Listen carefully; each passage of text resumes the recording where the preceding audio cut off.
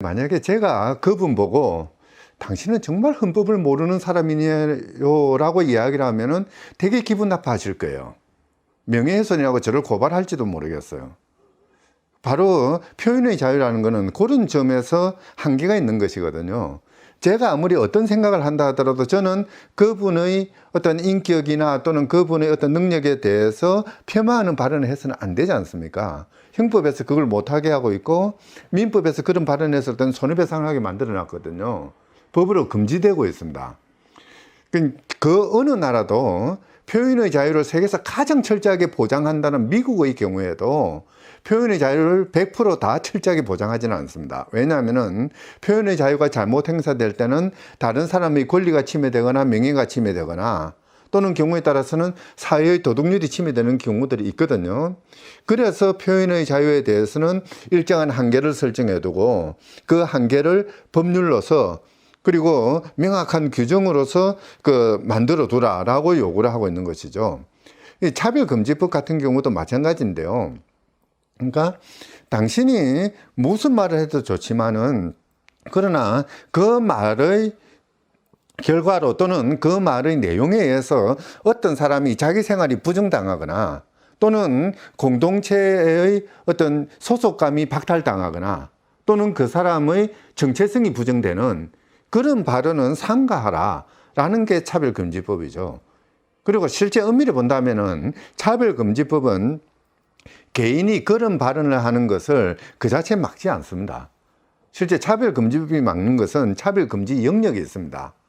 고용이라든지 교육이라든지 또는 일정한 그 사회적인 서비스의 제공이라든지 이런 영역에서 공적인 생활 과정에서 그런 차별적인 발언을 하거나 또는 괴롭히거나 그래서 그 상대방의 존엄성이 침해되는 그런 현상이 발생했을 때 그걸 가로막는 것이지 어떤 사적인 자리에서 또는 뭐 자기 집안에서 또는 자기 아주 개인적인 모임의 자리에서 그런 표현을 하는 것까지 막고 있는 건 아니거든요.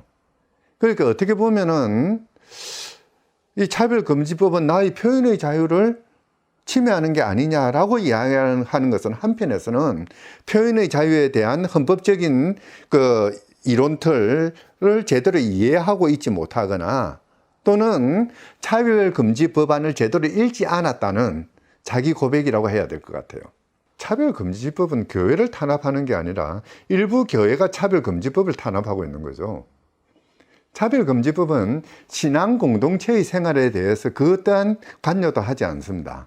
신앙 공동체가 구성이 되고 그 속에서 자신들의 어떤 신앙에 관한 생각들이나 이해들을 나누고 또 그것을 확산시키고 하는 것, 이걸 차별금지법이 막고 있는 건 아니죠. 다만 그러한 신앙 공동체가 그 공동체에 속하지 않는 다른 사람을 힐난하면서 그 다른 사람이 스스로의 생활을 하지 못하게 가로막고 났을 때, 특히 고용이라든지 또는 교육이라든지 이런 영역에서 그 다른 사람이 정당하게 차지해야 되는 부분들을 하지 못하게 가로막고 나서는 그걸 금지하는 것이거든요. 그러니까 신앙 공동체 내부에서 일어나는 일에 대해서는 사실 이거는 국가법이 들어갈 영역도 아니고요. 더더군다나 차별금지법 같은 일종의 좀 느슨한 약간 그 소프트로라고 이야기할 수 있는 부분이거든요. 연성의 법입니다. 이 연성의 법이 관여할 수 있는 사안은 아닌 것이죠.